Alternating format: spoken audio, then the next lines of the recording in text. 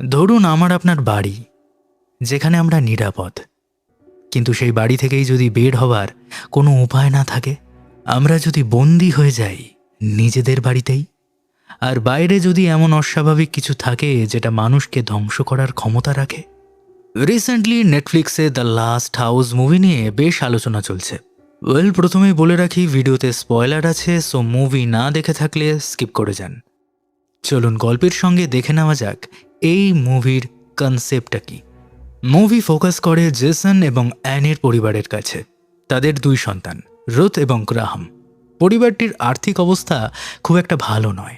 বাড়ির মর্টগেজ নিয়ে চিন্তা রয়েছে, ইএমআই রয়েছে এবং সামনেই রয়েছে ক্রিসমাস। তারপর একদিন ক্রিসমাস ট্রি কিনতে বের হবার সময় তারা আবিষ্কার করে তারা বাড়ির ভেতর আটকে গিয়েছে।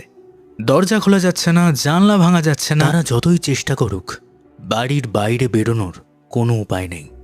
আর আশেপাশের বাড়িগুলোরও একই অবস্থা। অর্থাৎ এটা শুধু তাদের বাড়ির সমস্যা নয়, গোটা পৃথিবী এখন একটা ট্র্যাপে বন্দী। না করছে ইন্টারনেট কোনো কাজ, না করছে ফোন। প্রথম দিকে পরিবারটি ভয় পেয়ে অনেক চেষ্টা করার পর ধীরে ধীরে তাদের মধ্যে একটা রুটিন তৈরি হয়ে যায়। পুরনো ডিভিডি দেখা, গান শোনা, একসঙ্গে সময় কাটানো। আর এখানেই মুভির প্রথম বড় থিম, আইসোলেশন। খেয়াল করলে দেখবেন আমরা একই নেইবারহুডে থাকি, কাছাকাছি বাড়িতে থাকি, কিন্তু তারপরেও একে অপরের থেকে আমরা কতটা বিচ্ছিন্ন হয়ে গিয়েছি। মুভিটা সেটাই দেখাতে চায়। মজার ব্যাপার হলো, বাড়িতে আটকে যাওয়ার পরই পরিবারটি একে অপরের কাছাকাছি আসে। অর্থাৎ যে বিপর্যয় তাদের বাইরের পৃথিবী থেকে বিচ্ছিন্ন করে দিয়েছে, সেটাই আবার তাদের নিজেদের পরিবারের সঙ্গে কানেক্ট করেছে। এই সিনারিওটা কোভিড লকডাউনের একটা পরিষ্কার প্যারালাল সিনারিও। যাই হোক, কিন্তু কয়েকদিন পর তারা বুঝতে পারে বাইরে শুধু বৃষ্টি হচ্ছে না, বাইরে আরও একটা কিছু আছে, কিন্তু কি তারা সেটা জানে না। একদিন তাদের প্রতিবেশী সুজান বাইরে থাকার সময় একটা বিশাল টেন্টিকলের মতো ক্রিয়েচারের আক্রমণের শিকার হয়। পরিবারটি তখন বুঝতে পারে এই প্রাণীগুলোর কারণেই তারা হয়তো বাড়ির মধ্যে আটকে গিয়েছে। এবং এখান থেকেই এই মুভিটা একটা ইন্টারেস্টিং প্রশ্ন তৈরি করে, কে কে তাদের আটকে রেখেছে এবং কেন। কিন্তু সবথেকে ইন্টারেস্টিং চরিত্র এখানে জ্যাসনের মেয়ে রুথের। মুভির একটা অংশে দেখা যায় যে রুথ এই ক্রিয়েচারকে শুধুমাত্র মনস্টার হিসেবে দেখতে চায় না। সে তাদের নিয়ে ড্রয়িং করে, নোটস লেখে এবং তাদের বোঝার চেষ্টা করে। এমনকি সে বিশ্বাস করে ক্রিয়েচারগুলো হয়তো তাদের সঙ্গে কোনোভাবে যোগাযোগ করবার চেষ্টা করছে। অন্যদিকে জেসনের চিন্তা একেবারেই তার উল্টো। তার কাছে ক্রিয়েচার মানেই একটা থ্রেট, তাই তার হাত থেকে বাঁচতে তাকে ধ্বংস করতেই হবে। আর এখানেই বাবা আর মেয়ের চিন্তার মধ্যে একটা ইন্টারেস্টিং কন্ট্রাস্ট তৈরি হয়। জেসন প্রকৃতিকে ভয় পায়, কিন্তু রুথ প্রকৃতিকে বুঝতে চায়। সময়ের সঙ্গে সঙ্গে পরিবারের খাবার শেষ হতে থাকে মেডিসিনসও। বাধ্য হয়ে একসময় প্রিয় পোষ্যকে হত্যা করে তাকে অ্যাজ ফুড কনজিউম করে পরিবারটি। এছাড়া বেঁচে থাকার জন্য বাড়ির চিমনি ব্যবহার করে ট্র্যাপে ছোট ছোট প্রাণী ধরতে শুরু করে তারা। এইভাবে দিন কাটে মাস। তারপর মুভি জাম্প করে 5টা বছর সামনের দিকে। এখন দেখা যায় 5 বছরে পরিবারটি নিজের মতন করে একটা সার্ভাইভাল সিস্টেম তৈরি করে ফেলেছে। অ্যানি বাড়ির মেঝের নিচে একটা গার্ডেন তৈরি করেছে, ফল এবং শাকসবজি উৎপাদন করছে। অন্যদিকে জেসন এখনও চিমনি দিয়ে প্রাণী ধরছে। এখানে এনভায়রনমেন্টাল সিম্বলিজম আরও পরিষ্কার হয়ে ওঠে। অর্থাৎ প্রকৃতি তাদের বাঁচিয়ে রাখছে, কিন্তু মানুষ সেই প্রকৃতির কাছ থেকেই যতটা সম্ভব আদায় করে নিতে চাইছে। এমনকি যখন তাদের কাছে যথেষ্ট খাবার রয়েছে, জেসন তবুও সেখানে প্রাণী শিকার করা বন্ধ করে না। অন্যদিকে রুথের দৃষ্টিভঙ্গি এখানে সম্পূর্ণ আলাদা। সে বুঝতে পারছে প্রকৃতিকে শুধু ব্যবহার করলেই হবে না, তার সঙ্গে কোএক্সিস্টও করতে হবে। তারপর ঘটে আরও একটা অদ্ভুত ঘটনা। একটা ক্রিয়েচার কোনোভাবে বাড়ির ভেতরে ঢুকে পড়ে, আর সে সঙ্গে নিয়ে আসে একটা সাদা রঙের সল্ট লাইক সাবস্টেন্স।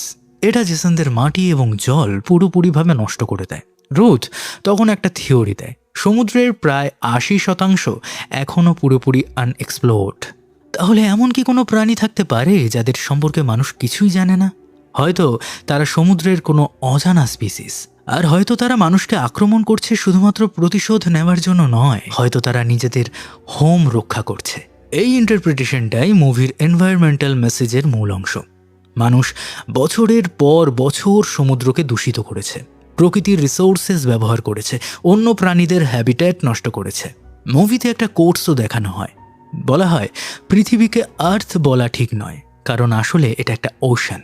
এই একটা কোর্সই এই পুরো মুভির মূল ধারণাটা অনেকটা বুঝিয়ে দেয়। আমরা দেখতে পাই সমুদ্রের নিচের অংশ, যেখানে পড়ে আছে মানুষের ফেলে দেওয়া আবর্জনা, প্লাস্টিক, বোতল, নানা ধরনের ওয়েস্ট। অর্থাৎ শুরু থেকেই মুভিটা একটাই প্রশ্ন করেছে, এই পৃথিবীটা কি শুধু সত্যিই মানুষের? এখানে দাঁড়িয়ে এই প্রকৃতি যদি একদিন মানুষের বিরুদ্ধে দাঁড়ায়? মুভির ক্রিয়েচারগুলো আসলে সেই ধারণার একটা সুপার ন্যাচারাল রিপ্রেজেন্টেশন।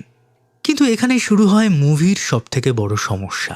কারণ এতদিনের সার্ভাইভালের মাঝে রুথ একটা প্রাণীর কামড় খায়, তারপর ইনফেকশন থেকে তার প্রচণ্ড জ্বর হয়। স্বাভাবিক তখন পরিবারের কাছে কোনো ওষুধই নেই, তাই জেসন বাড়ির ফ্লোর ভেঙে সোয়ার পাইপ দিয়ে অন্য বাড়িতে যাবার ব্যবস্থা করে। এখানে বলে রাখা দরকার, আশেপাশে কিন্তু অনেকেই মারা গিয়েছে অনাহারে বা রোগে ভুগে। অ্যানি সেই পথ দিয়ে তাদের ডেন্টিস্ট প্রতিবেশীর বাড়ি থেকে অ্যান্টিবায়োটিক্স নিয়ে আসে, যার ফলে রুথ শেষ পর্যন্ত সুস্থ হয়ে যায়। কিন্তু এখানে মুভি একটা বড় লজিক্যাল কোশ্চেন রেখে যায়, 5টা বছর পরেও অ্যান্টিবায়োটিক্স কীভাবে কার্যকর থাকলো?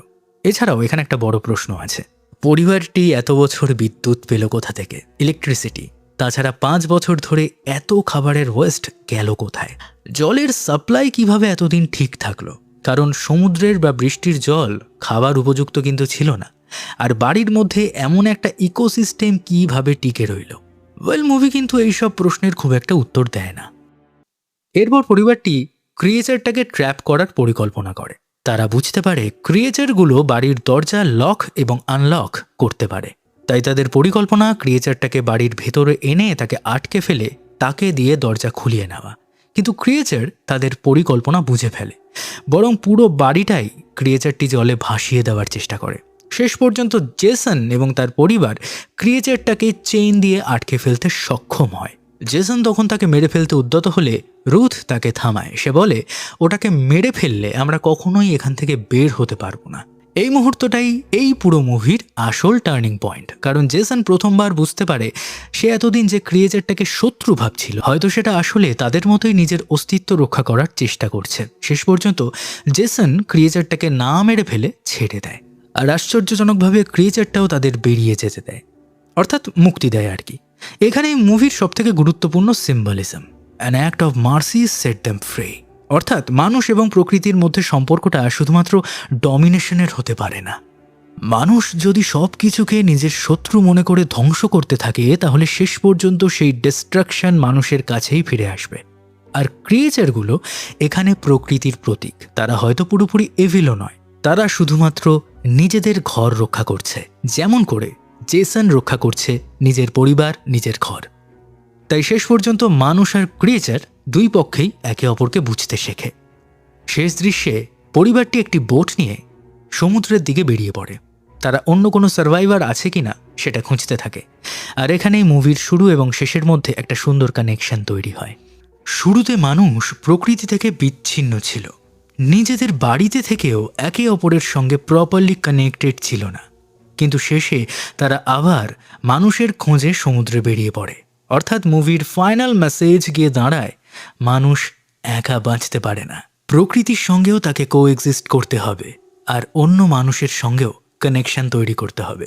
তবে এত সুন্দর সিম্বলিজম থাকার পরেও দ্য লাস্ট হাউস পুরোপুরি সফল নয়। সবথেকে বড় সমস্যা হলো মুভি যে মিস্ট্রিটা তৈরি করে তার অনেক প্রশ্নের স্যাটিসফ্যাক্টরি অ্যান্সার দেয় না। ওয়েল, এখানে মুভিটি একটি বড় থিমেটিক মেসেজ দেওয়ার চেষ্টা করেছে। সব অজানা জিনিসই যে আমাদের শত্রু, এটা ধরে নেওয়া একদমই ঠিক নয়। জেসন যদি শেষ মুহূর্ত পর্যন্ত শুধুই ভায়োলেন্সের পথ বেছে নিত, তাহলে হয়তো তারা কখনোই বের হতে পারত না। অর্থাৎ মুভির এন্ডিংয়ের মূল ধারণাটা হলো, ভয় থেকে জন্ম নেওয়া অ্যাগ্রেশনের পরিবর্তে এমপ্যাথি বা মার্সি কখনো কখনো বেশি শক্তিশালী হতে পারে। তবে সত্যি কথা বলতে এখানেই সবথেকে বড় সমস্যা, কারণ এতক্ষণ ধরে মুভি যে রহস্য তৈরি করেছিল তার তুলনায় এন্ডিং অনেকটাই সহজ মনে হয়। আমরা এতদিন ধরে ভাবছিলাম এই প্রাণীগুলো কোথা থেকে এসেছে, কেন মানুষকে আটকে রেখেছে, এই ফেনোমেননের পেছনের আসল রহস্য কি, কিন্তু মুভি শেষ পর্যন্ত এসবের খুব একটা পরিষ্কার উত্তর দেয়। ফলে অনেক দর্শকের কাছে মুভিটা শেষ পর্যন্ত স্যাটিসফাইং নাও লাগতে পারে। তবে মুভির একটা বিষয় অবশ্যই প্রশংসা করতে হয়, অ্যাটমসফিয়ার। এর মধ্যে পুরো পরিবারকে বছরের পর বছর আটকে রাখা, এই কনসেপ্টটা ভিজুয়ালি বেশ এফেক্টিভ। আমরা দেখতে পারি বাড়িটাও কিন্তু সময়ের সঙ্গে সঙ্গে বদলাতে থাকে, জিনিসপত্র পুরনো হয়, পরিবেশের চেহারা বদলে যায়, আবার পরিবারটির জীবনযাপনও সম্পূর্ণ পাল্টে যায়। নেটফ্লিক্সের প্রোডাকশন ইনফরমেশন অনুযায়ী নির্মাতারা ইচ্ছে করেই এমন একটি বাড়ির সেট তৈরি করেছিলেন যেটা গল্পের সঙ্গে সঙ্গে পুরনো হতে থাকবে। এটা মুভির ক্লস্ট্রোফোবিক ফিলিংটাকে আরও বাড়িয়ে দিয়েছে। ওয়েল, তাহলে প্রশ্ন হলো, দ্য লাস্ট হাউস কি দেখার মতো? আমার মতে আপনি যদি স্লো বার্ন সাইফাই থ্রিলার পছন্দ করেন যেখানে রহস্য ধীরে ধীরে তৈরি হয়, তাহলে মুভিটা একবার দেখতে পারেন। বিশেষ করে ফার্স্ট হাফ বেশ ভালো। কিন্তু আপনি যদি একটু ফাস্ট পেসিং হরর, প্রচুর মনস্টার অ্যাকশন আর সব রহস্যের পরিষ্কার এক্সপ্লেনেশন চান, তবে মুভিটা আপনার কাছে কিছুটা ডিসঅ্যাপয়েন্টিং লাগতে পারে। আর আপনার কি মনে হয়েছে? মুভির এন্ডিংটা কি আপনার কাছে স্যাটিসফাইং লেগেছে, নাকি এত রহস্য তৈরি করার পরও আরও ভালো কিছু এক্সপ্লেনেশন করা দরকার ছিল? কমেন্ট করে জানাবেন। আর এমন আরও নতুন হরর ও থ্রিলার মুভির রিভিউ পেতে চ্যানেলটা সাবস্ক্রাইব করে রাখতে ভুলবেন না। ওয়েল, দেখা হবে পরের ভিডিওতে। ভালো থাকবেন, সুস্থ থাকবেন, সাবধানে থাকবেন।